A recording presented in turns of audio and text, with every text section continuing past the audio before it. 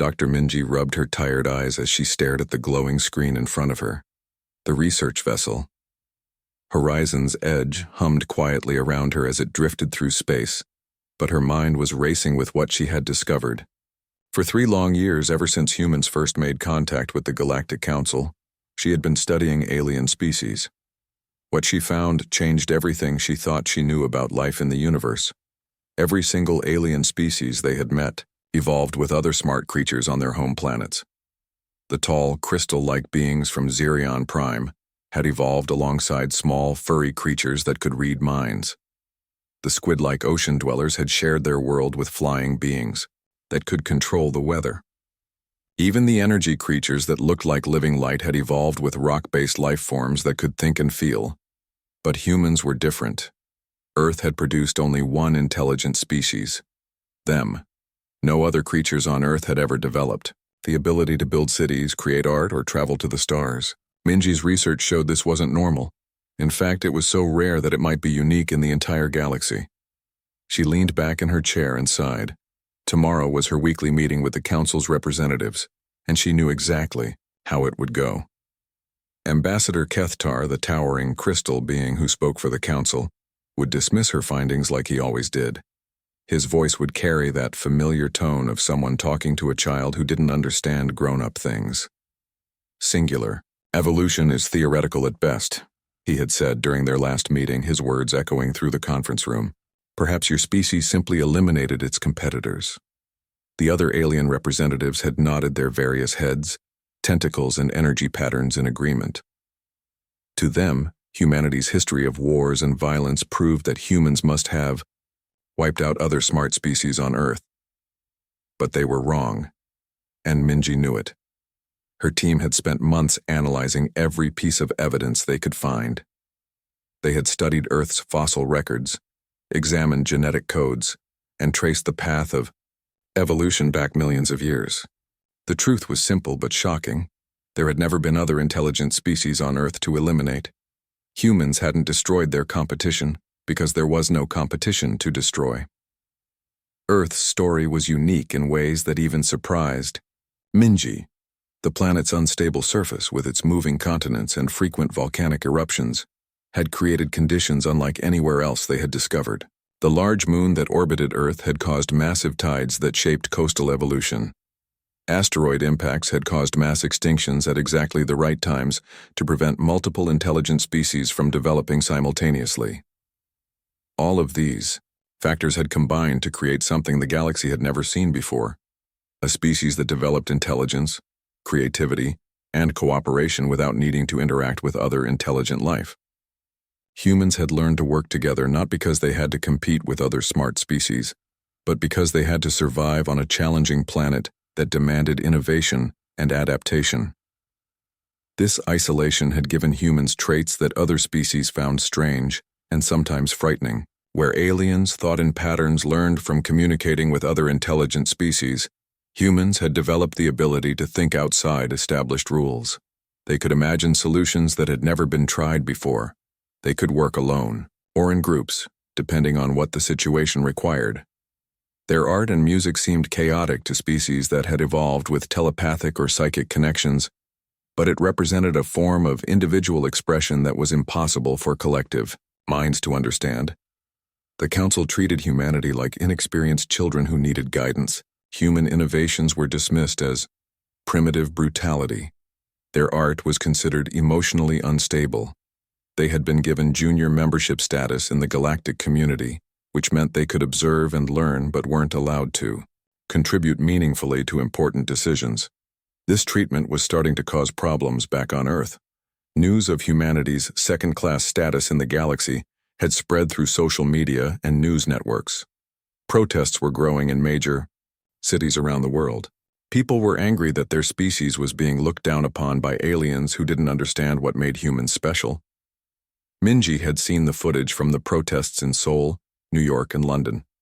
Signs reading, "Humans are not inferior," and "Respect our unique evolution" filled the streets. Political leaders were under pressure to demand better treatment from the Galactic Council. Some extremist groups were even calling for humans to withdraw from galactic society entirely and go their own way among the stars. The tension was building toward something that could change everything. Minji knew her research held the key to proving humanity's worth to the galaxy, but she also knew the Council wasn't ready to listen. They had built their civilization on the assumption that all intelligence developed through interaction with other intelligent species. Accepting that humans were different would mean admitting that their understanding of consciousness and evolution was incomplete. As she prepared for another frustrating meeting with dismissive alien representatives, Minji couldn't shake the feeling that they were standing at a crossroads. Humanity could continue accepting their inferior status, or they could fight to prove that being different didn't mean being lesser. The choice they made would determine not just humanity's future in the galaxy, but possibly the future of galactic civilization itself. Ambassador Hyunji took a deep breath as she walked into the massive council chambers on Nexus Station. The room was unlike anything on Earth. A vast circular space that seemed to stretch forever upward, filled with beings that defied human imagination. Floating platforms held representatives from dozens of worlds, each adapted to their species' unique needs. The air shimmered with translation fields that converted thoughts and sounds into something every species could understand. This was the moment everything would change. After months of preparation, Hyunji was about to present the most important research in human history to the full Galactic Council. Dr. Minji's team had worked tirelessly to compile evidence that would prove humanity deserved respect, not pity or condescension. As she activated the holographic display, three-dimensional images filled the center of the chamber. Earth appeared first, rotating slowly to show its unique features: the massive moon, the active tectonic plates, the violent storms that had shaped its surface for billions of years. Then came the data that would shock the galaxy. Honored representatives, Hyunji began, her voice carrying clearly through the translation systems. We present evidence that humanity's evolutionary path was not an accident or the result of genocide, but a cosmic rarity that has produced unprecedented traits in our species. The display showed Earth's timeline, the asteroid impact that killed the dinosaurs, the ice ages that forced early humans to adapt or die, the volcanic eruptions that separated populations and drove innovation. Each event had been precisely timed to prevent multiple intelligent species from emerging at the same time, while creating the perfect conditions for one species to develop extraordinary abilities. The crystal beings from Zerion Prime began resonating with harmonic frequencies. That translated as confusion. Their leader, Ambassador Kethtar, projected skepticism through his crystalline structure. "This is impossible," his voice echoed through the chamber. "Intelligence requires interaction with other minds of equal capability. Without that mirror, consciousness cannot develop complexity." But Hyunji was ready for this objection. The display shifted to show comparative brain scans and psychological profiles, where alien species showed neural pathways developed through constant telepathic or psychic contact with other intelligent beings. Human brains had evolved differently. They had developed the ability to simulate other perspectives internally, to imagine solutions that had never been tried, and to think in ways that broke established patterns. The Hive Queen of the Zephyrians broadcast confusion across her 1,000-strong collective consciousness. Her species had evolved alongside 6 other intelligent races on their homeworld, learning to think as a unified group. The idea of individual consciousness developing in isolation was as foreign to them as their collective mind was to humans. "Look at our art," Hyunji continued as images of human paintings, sculptures, and music filled the display. "You have called it chaotic and emotionally unstable.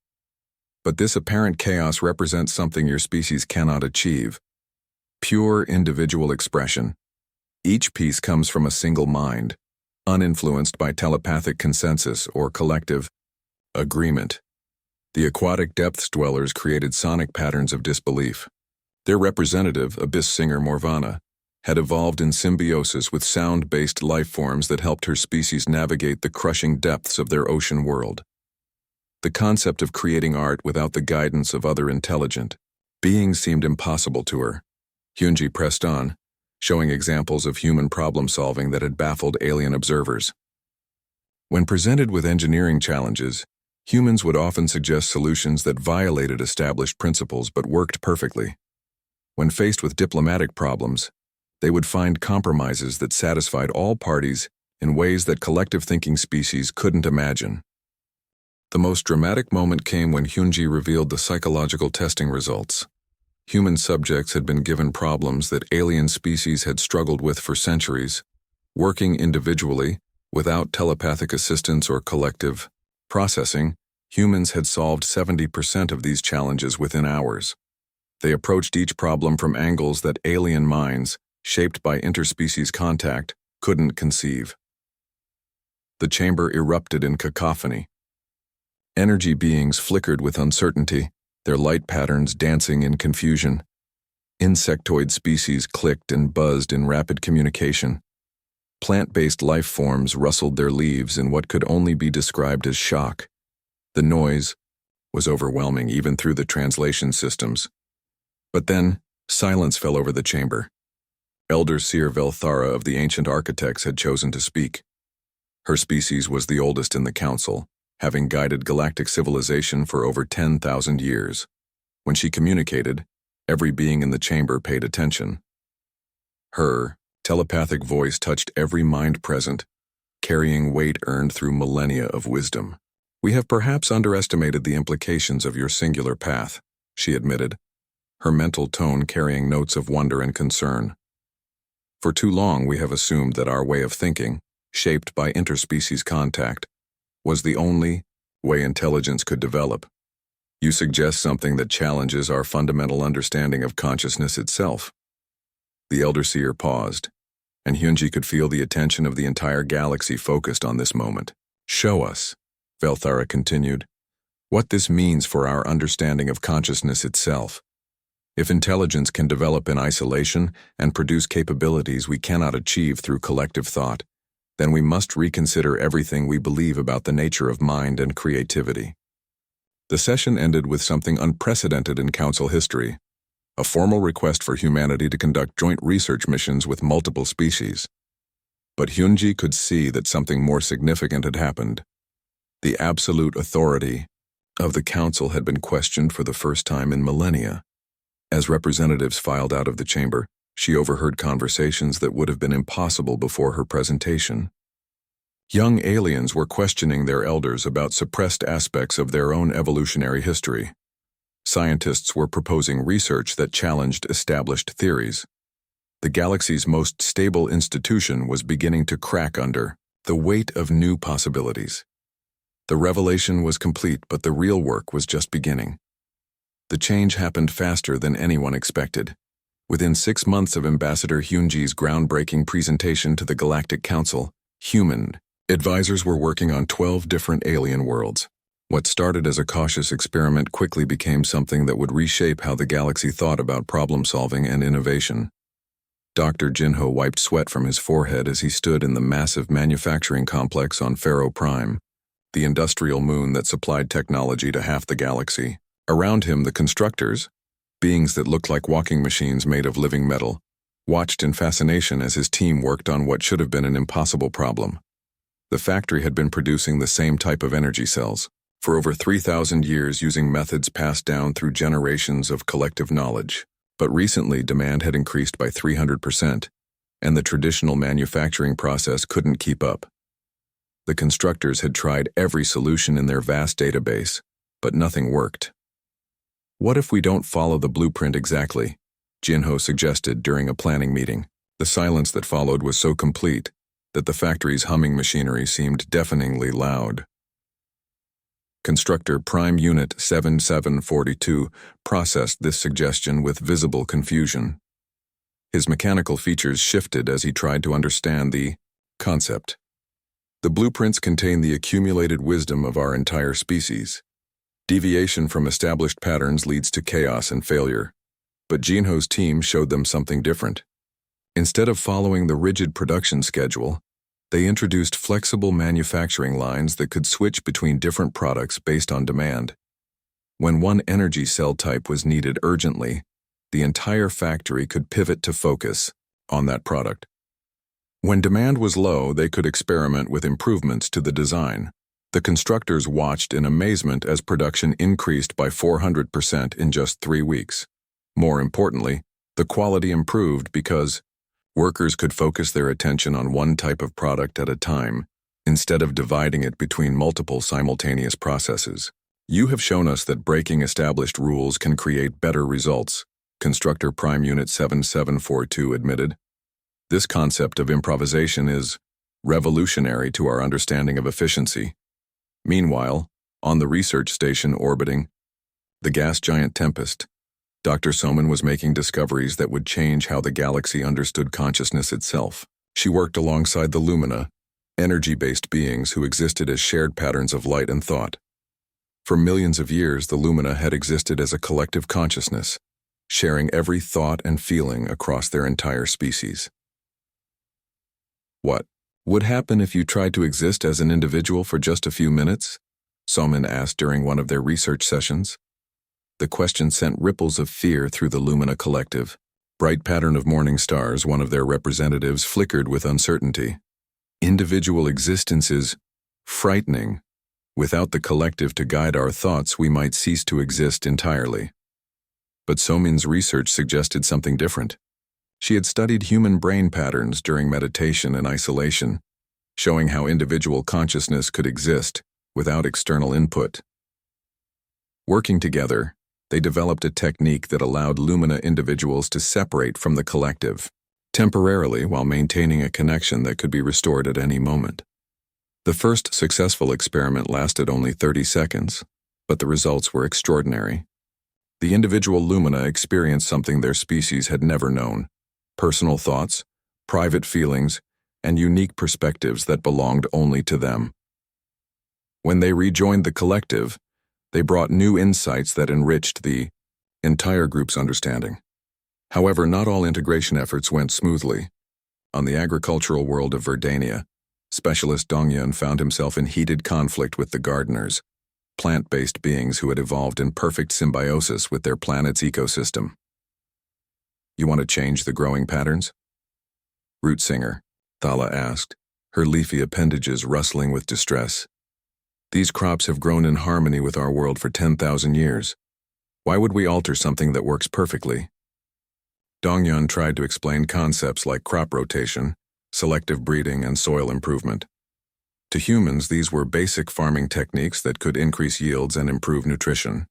But to the gardeners, who saw themselves as partners, with their food sources rather than controllers of them, these suggestions felt like violence against nature. We don't dominate our environment, Dongyun explained. We work with it to make it better for everyone. Look at these soil samples. By rotating crops and adding nutrients, we can feed more people while actually improving the land's health. But the philosophical divide ran deeper than anyone expected. Humans saw nature as something to be understood, shaped, and improved through knowledge and effort. The gardeners existed within natural systems, accepting whatever the environment provided. Neither approach was wrong, but they seemed impossible to reconcile. The breakthrough that changed everything happened on the diplomatic station near the contested border between two ancient enemies. Dr. Yunji had been called in to mediate a territorial dispute that had raged for 3 centuries between the Flame Wings and the Void Swimmers. The Flame Wings were proud warrior birds who claimed ownership of star systems based on ancient conquest. The Void Swimmers were nomadic beings who traveled through space and needed access to certain systems for their migration routes. For 300 years, they had fought over 17 star systems, with neither side willing to compromise. Every alien mediator had tried to solve the conflict by establishing permanent boundaries, giving some systems to each species forever, but this approach satisfied neither side. The Flamewings felt they deserved more territory based on their military strength, while the Void Swimmers needed access to all 17 systems at different times during their migration cycles. Yunji proposed something that seemed obvious to human thinking, but revolutionary to alien minds: rotating boundaries. For 6 months of each year, the Flame Wings would have exclusive access to the systems. For the other 6 months, the Void Swimmers could use them for migration. Neither species would own the territory permanently, but both would have guaranteed access when they needed it most. The solution worked because it broke the alien assumption that territorial boundaries had to be fixed and permanent. Humans, who had evolved with seasonal changes and temporary settlements, naturally thought in terms of flexible arrangements that could benefit everyone at different times. Word of the successful mediation spread throughout the galaxy within days. Suddenly, dozens of council worlds were requesting human consultants for problems that had been considered unsolvable. The integration was accelerating beyond anyone's expectations, but it was also creating tension among those who preferred the old ways of doing things. The galaxy was changing, and not everyone was happy about it. The resistance started in the war rooms of the Steel Spine worlds, where General Vexcar paced before a gathering of the galaxy's most conservative military leaders. His species looked like living armor, their metallic skin gleaming under harsh lights as they planned their counterattack against what they saw as a growing threat to galactic order. "Look at what these humans have done in just 6 months. Vexcar's voice boomed through the chamber, his words translated into dozens of languages for the assembled representatives. They've turned our manufacturing worlds upside down, made our energy beings question their fundamental nature, and convinced ancient enemies to share territory. This isn't progress. It's chaos disguised as innovation." The room filled with sounds of agreement, clicking mandibles, resonating crystal formations, and the deep rumbles of gas giant dwellers. These were species that had built their civilizations on stability, tradition, and the wisdom of collective experience. To them, humanity's rapid changes felt like a virus spreading through the galaxy's carefully balanced systems. Within days, the coalition had grown to include nearly 40% of council worlds. They called themselves the Stability Alliance, and their message was simple. Humanity had to be stopped before their disruptive influence destroyed the peace and order that had kept the galaxy stable for millennia. The real crisis began when news broke that the ancient architect worlds had done something unprecedented. They had requested exclusive human advisors for their city planning councils.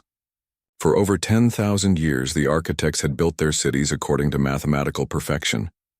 Every building placed with geometric precision that reflected their species' collective aesthetic agreement. Master builder Krenthala of the architect's homeworld Etheria had shocked her people by announcing that their newest city would incorporate human concepts of intentional asymmetry and individual expression. "We have learned that perfect mathematical harmony, while beautiful, may not be the only way to create spaces where consciousness can flourish," she had declared. The announcement sent shockwaves through traditionalist factions across the galaxy. To many species, the architects represented the pinnacle of civilized achievement. Their cities were considered the most beautiful in the galaxy, perfect expressions of order and harmony. The idea that they would abandon this perfection for human concepts seemed like cultural suicide. "This is heresy against everything our civilization stands for," broadcast elder mathematician Silverin, leader of the architect traditionalists. "For 10 millennia we have created perfect harmony through mathematical precision.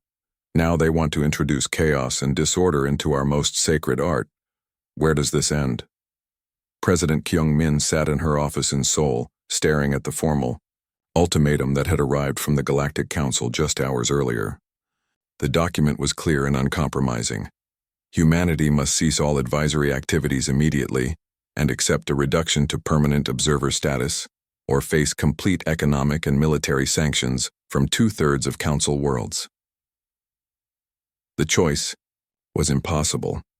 Accepting the ultimatum meant abandoning alien allies who had benefited from human insights and innovation.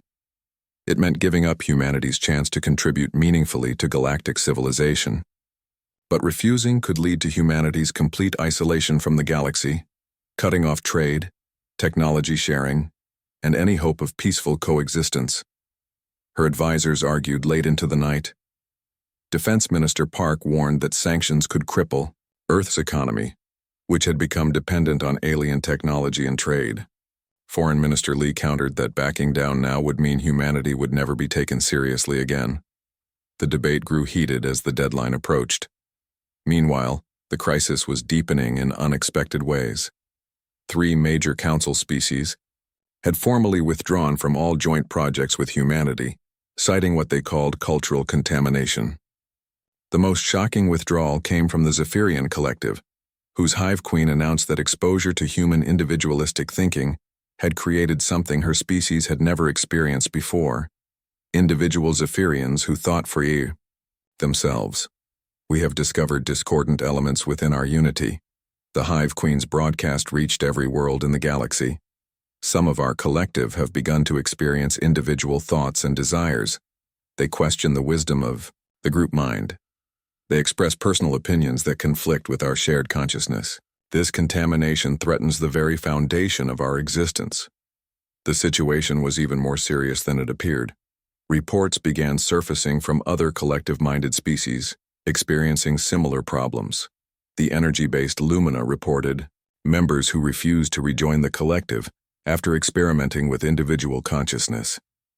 The plant-based gardeners discovered some of their members secretly experimenting with human agricultural techniques, despite official prohibitions.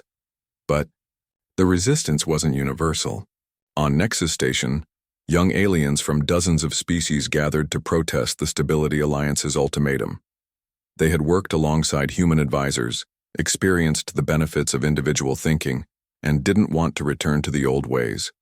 Bright voice of New Dawn, a young Lumina who had learned to exist both individually and collectively, flickered with defiant energy as she addressed the crowd. "They call human influence contamination, but I call it growth.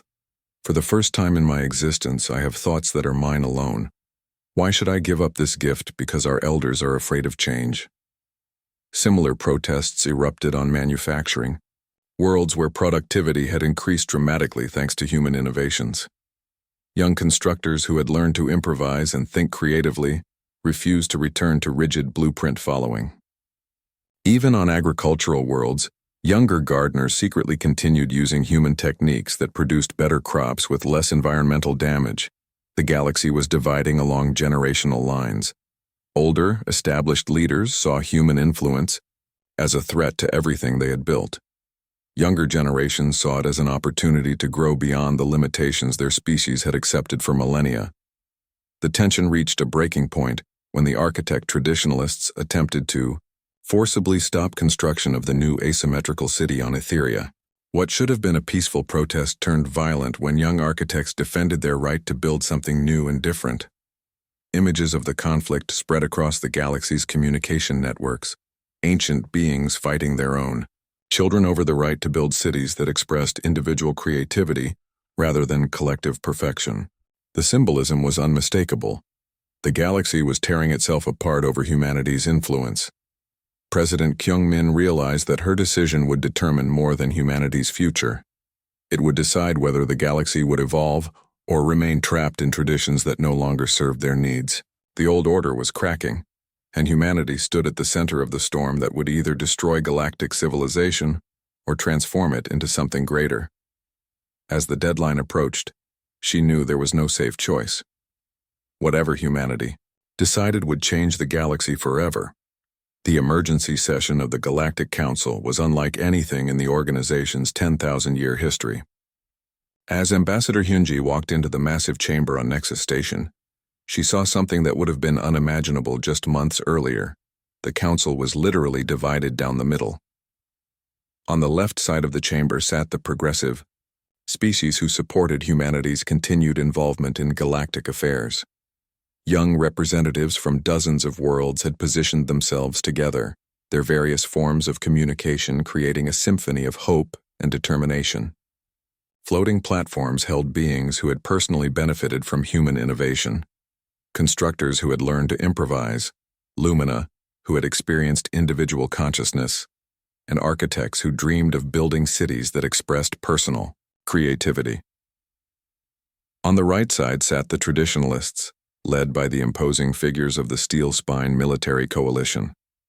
Their metallic forms gleamed under the chamber's lights as they projected an aura of ancient authority and unwavering resistance to change.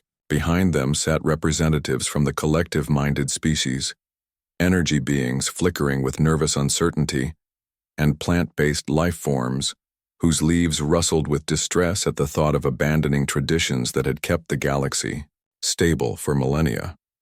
In the center of the chamber, Undecided species watched nervously as the future of galactic civilization hung in the balance. The vote they were about to cast would determine not just humanity's fate, but whether the galaxy would embrace change or retreat into the safety of unchanging tradition. The debate had raged for hours. General Vexkar of the Steel Spines had presented his case with military precision, arguing that humanity's influence threatened the very foundations of galactic peace.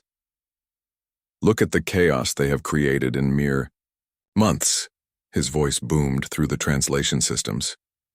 "Species questioning their fundamental nature, ancient traditions abandoned, collective consciousness disrupted. This is not progress. This is the beginning of civilization's collapse." The Hive Queen of the Zephyrians had supported him with painful honesty about her species' struggle with individual consciousness. "Our unity has been our strength for millions of years. Now, individual thoughts contaminate our collective mind. How can we function as a species when our members think as separate beings rather than parts of a greater whole?"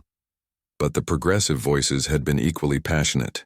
Master Builder Krenthala of the Architects had shown holographic images of her new city design, where mathematical precision blended with organic curves and individual artistic expression. "For 10,000 years, we built the same perfect structures. They were beautiful, but they were also empty of personal meaning. These human concepts have given us the ability to create spaces that reflect individual souls as well as collective wisdom." The deadlock seemed unbreakable until Elder Seer Velthara of the Ancient Architects rose to speak. At over 15,000 years old, she was the oldest conscious being in the galaxy, and her words carried the weight of deep history. The chamber fell completely silent as her telepathic voice touched every mind present. "I have remained quiet during this debate because I needed time to access memories that I had buried deep in my consciousness," she began, her mental voice carrying undertones of both sadness and wonder. "Today I will share archaeological evidence that changes everything we believe about our civilization's origins." The holographic display in the center of the chamber came alive with images that shocked even the most learned representatives. Ancient ruins appeared, not the familiar mathematical perfection of architect cities, but organic, chaotic structures that seemed to grow from the landscape itself. The style was unmistakably similar to human architecture, with its blend of function and individual artistic expression. "These are the first cities built by my species over 15,000 years ago," Velthara continued, "before we learned mathematical perfection, before we developed collective aesthetic agreement, before we became what you know today as the architects." The chamber erupted in stunned silence. The implications were staggering. The galaxy's most perfect orderly species had once built with the same individual creativity that characterized human construction. But Velthara wasn't finished. More images appeared, ancient Zephyrian artifacts showing individual names and personal achievements, predating their collective consciousness by millions of years. Energy-based beings that existed as separate entities before learning to merge into collective patterns. Even the militaristic Steel Spines had once been explorers and artists before becoming a warrior culture focused on order and discipline. "We have become what we once rebelled against," Velthara declared, her telepathic voice heavy with the weight of revelation. "Static, resistant to the very change that created us. Every species in this chamber once experienced the individual, creativity and innovation that you now fear in humanity. We have spent millennia suppressing these traits in favor of stability and collective harmony." The revelation sent shockwaves through the chamber. Species after species began accessing their own suppressed histories, sharing ancient songs about individual explorers, forgotten eras when separate entities chose to develop collective consciousness, stories of innovation and creativity that had been gradually discouraged over thousands of years. At that moment, President Kyungmin's voice reached the chamber through quantum-entangled communication from Earth. Her image appeared in the center of the chamber, and her words were simple, but powerful. "Honored representatives of the Galactic Council," she began, her voice calm despite the magnitude of the moment. "We're not asking you to become like us. We're not trying to destroy your traditions or force you to think as individuals. We're asking you to remember what you used to be, Explorers, innovators, beings who chose to come together not because you had to, but because you wanted to create something greater than yourselves. That's not chaos, that's strength. The vote that followed was the closest in council history. By a margin of just 12 votes out of nearly 300, the council approved what became known as the Diversity Doctrine, a fundamental restructuring of galactic civilization that encouraged member species to rediscover and celebrate their unique evolutionary traits rather than conforming to collective standards. Humanity was designated as the first cultural catalyst species, tasked with helping other civilizations reconnect with their suppressed creative potential while respecting their chosen collective structures. It was a role that recognized humanity's unique position as a species that had developed individual consciousness without abandoning the ability to cooperate and work together. 1 year later, Dr. Minji stood on the bridge of the research vessel, New Horizons, watching stars drift past the viewport as her team searched for other anomalous worlds. But the most remarkable thing wasn't the advanced technology or the mission itself. It was her crewmates. Beside her stood Single Voice of Many Dreams, a Zephyrian who had chosen to maintain individual consciousness while remaining connected to her collective through voluntary mental links. She was the first of her species to have a personal name, and her unique perspective had led to breakthrough discoveries in consciousness research. At the navigation console sat Curve Builder Jayan, an architect who had abandoned mathematical perfection to create structures that blended logic with artistic expression. His designs were considered revolutionary by his people, buildings that were both functionally superior and emotionally inspiring. The communications officer was Light Dancing Alone and Together, a Lumina who had mastered the ability to exist, both as an individual entity and as part of the collective consciousness. She could experience private thoughts and feelings while maintaining connection to her species' shared knowledge and wisdom. Together, they were searching for other worlds where evolution had taken unique paths, hoping to find new insights into consciousness, creativity, and the infinite diversity of intelligent life. They had already discovered 3 systems where multiple sapient species had evolved in perfect symbiosis, thinking in ways that neither individual nor collective consciousness could achieve alone. The Galactic Council had become something it had never been before, not just a governing body that maintained order and stability, but a true celebration of the infinite ways that consciousness could develop and express itself. Species were rediscovering forgotten aspects of their nature, experimenting with new forms of creativity and innovation while maintaining the collective structures that gave their civilizations strength. Humanity had given the galaxy its greatest gift. Not technology or solutions to specific problems, but the courage to embrace change and growth once again. The ancient civilization that had become static and resistant to new ideas was learning to evolve, and the universe was becoming a more diverse and wonderful place because of it. As Dr. Minji watched distant suns and wondered what new forms of consciousness they might harbor, she smiled. The galaxy was finally becoming what it was always meant to be,